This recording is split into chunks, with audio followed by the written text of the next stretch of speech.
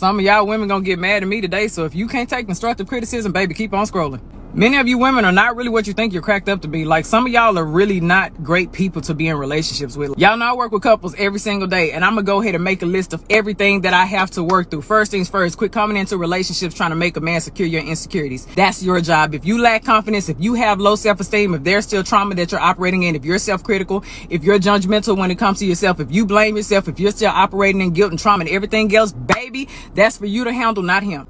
Respect his space. Like, stop becoming so preoccupied and hyper aware of what a man has going on. As soon as you see his mood is off a little bit, you start becoming overwhelming. What's wrong? What's wrong? What's wrong? Let me tell you how men are.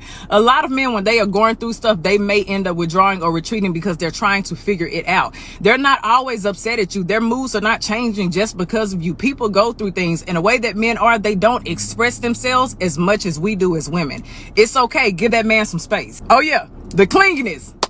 Clinginess is cute to an extent, baby, but once you become codependent and you're always getting jealous whenever this person goes out, and you become anxious whenever they're not around you, you start blowing up their phones or they gonna hang out with their friends, that is problematic, and you're gonna push them away. As much as many of you all don't want to believe it, it's absolutely okay for a man to admire another woman. As long as it is a quick look, boom, and he's not staring, and he doesn't have a wandering eye, and he's not impulsive, and he's not a cheater. If he's all of those, baby, why are you with him in the first place? You're ignoring the red flags. You're settling.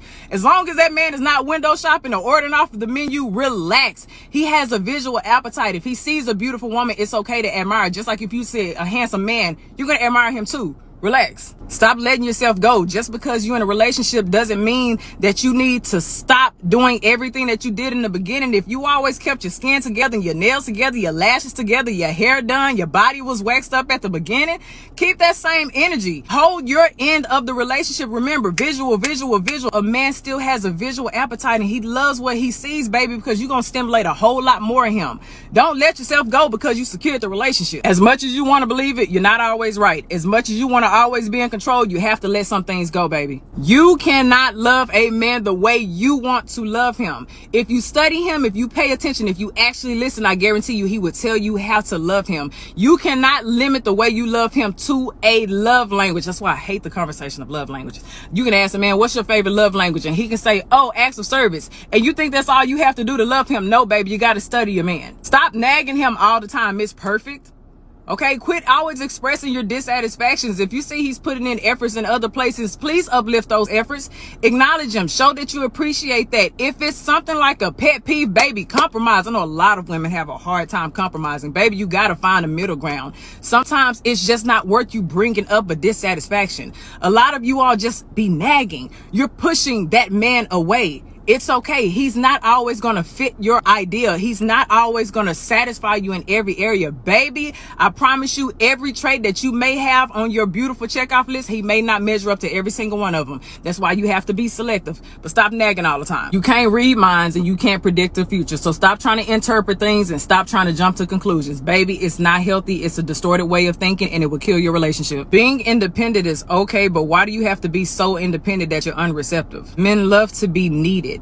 If you're so independent that you won't even allow him to help, what is he there for? Stop involving everybody in your relationship. I don't care if it's friends or family. They have no place to be in your relationship. So stop involving them. Their opinions do not matter. Their advice does not matter. They are not the person that you were sleeping with. Relax. You think you're doing something when you're comparing your man to everybody else. You're comparing your man to your best friend's husband, and yada, yada, yada. And now he's pretending to be something that he's not. That's very uncomfortable for a man.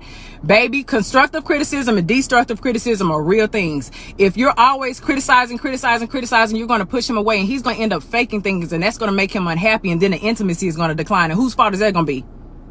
Yeah, because you were comparing. Many of you ladies are not the inspiration that you think that you are. I'm sorry to break it to you. If you're always operating in your comfort zone and you refuse to take risks and you lack intellectual intimacy, you don't go out there and try to learn new things, baby, you're not reaching new opportunities, you're always low in your confidence, you're not really inspiring this person. If this person is trying to grow, and you want to stay and you want to be on social media or on your phone and everybody else's business, and you're not really doing anything to add to his fruition, baby, eventually he's going to grow without you.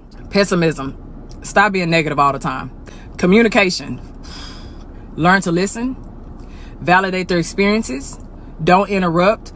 You know what? The list can go on. Just work on your communication, baby, okay? Now, I know some of y'all gonna get to the end of this video and be like, Look, if you want a healthier relationship, start taking criticism. Take each piece if it applies and let it apply. If it doesn't, then go on about your business. But if you want a healthier relationship, if you're dating, if you're a girlfriend, if you're a wife, whatever it may be, you want a healthy relationship, baby, take the criticism as constructive. Take it as a learning tool. Use it and change.